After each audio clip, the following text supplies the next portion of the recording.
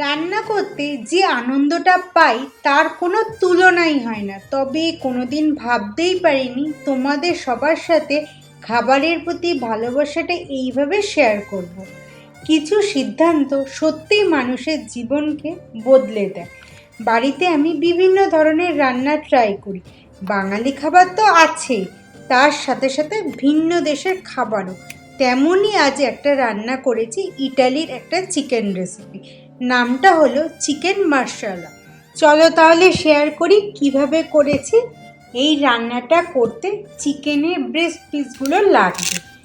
প্রথমে চিকেনের পিসগুলোকে olive oil, নুন, রসুন বাটা, গোলমরিচের গুঁড়ো, চিলি ফ্লেক্স, থাইম আর অরিগ্যানো আর লেবুর রস দিয়ে মেখে নেব। পরে দেব লেমন জেস, খুব সাবধানে যাতে সাদা অংশটা না বেরিয়ে যায়। এবার ভালো করে মেখে রেখে দেব 20 মিনিট মতো। এবার কিছু সবজি কাটার পালা। যেমন লাগবে mushroom, sweet bell pepper, red আর ইয়েলো, স্প্রিং অনিয়ন। ভালো করে ধুয়ে সবজিগুলোকে কেটে নেব। এবার কড়াইতে দেব অলিভ অয়েল, তাতে দেব মাশরুমগুলো। নাড়াচাড়া করে হালকা ব্রাউন হলেই তুলে নেব। সাথে অ্যাড করব নুন আর গোলমরিচের গুঁড়ো। আবার কড়াইতে দেব অলিভ অয়েল আর বাটার মেল্ট হতে না হতে একে একে বসিয়ে দেব চিকেনগুলো। চিকেনগুলো এক এক পিঠ ভাজবো 5 মিনিট করে। 5 মিনিট হয়ে গেলেই সঙ্গে সঙ্গে উল্টে দেব। দেখবো হালকা রং ধরেছে, সঙ্গে সঙ্গে চিকেনগুলো তুলে নেব। চিকেনগুলো তুলে নিয়ে যে অল্প তেল থাকবে তাতেই দেব পেঁয়াজ কুচি আর রসুন কুচি। একটু নাড়াচাড়া করে দেব ওই বেল পেপারগুলো। সাথে দেব চিলি ফ্লেক্স আর অরিগানো। একটু নাড়াচাড়া করে দেব স্প্রিং অনিয়ন কিছুটা। কয়েক সেকেন্ড নাড়াচাড়া করেই সঙ্গে সঙ্গে তুলে নেব।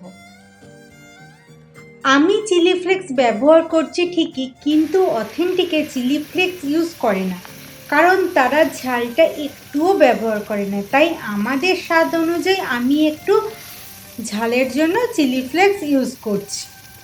এবার একে একে বসিয়ে দেব ওই চিকেন পিসগুলো। তাতে দেব 2 চামচ টমেটো কেচাপ, মিশিয়ে নেব ওই চিকেন পিসের সাথে অ্যাড করব 1 কাপ দুধ আর 1 কাপ ক্রিম মিশিয়ে রেখেছি, যেটা আগে থেকে। ভালো করে মিশিয়ে নেব ওই চিকেনগুলোর সাথে। তারপর ঢাকা দিয়ে হতে দেব 7 মিনিট মতো।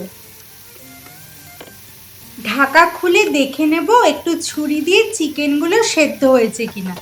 যদি দেখো সেদ্ধ হয়ে গেছে, তখনই তাতে দেব একে একে ওই আগে থেকে ভেজে রাখা বেল পেপার আর মাশরুমগুলো। হালকা হাতে মিশিয়ে নেব। গ্যাস বন্ধ করে ওপর থেকে দেব বেশ খানিক চিজ, ধনেপাতা আর স্প্রিং অনিয়ন ছড়িয়ে। আর দেব 2 চামচ কমলা লেবুর রস। তারপর ঢাকা দিয়ে গরম ওই গ্যাসে 5 মিনিট বসিয়ে রাখো, যাতে চিজটা মেল্ট হয়ে যায়।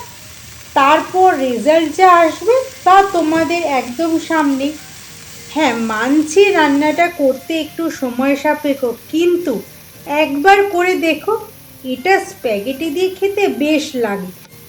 তবে বাঙালি কম্বিনেশন চাইলে পোলাও দিয়েও বেশ জমবে।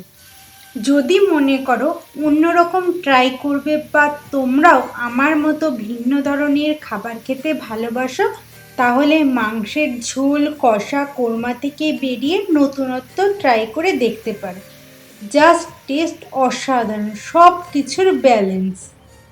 সামনেই তো জামাই ষষ্ঠী আসছে। যদি জামাইকে একটু অন্যরকম খাওয়ানো যায়, তাতে জামাই তো খুশি হবেই, আর শাশুড়ি মা খাইয়ে খুশি।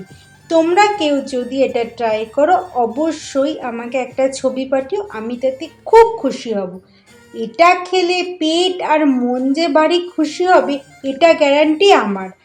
রান্নাটা ভালো লাগলে একটা লাইক করে দিও। আজ তাহলে আসি, টাটা।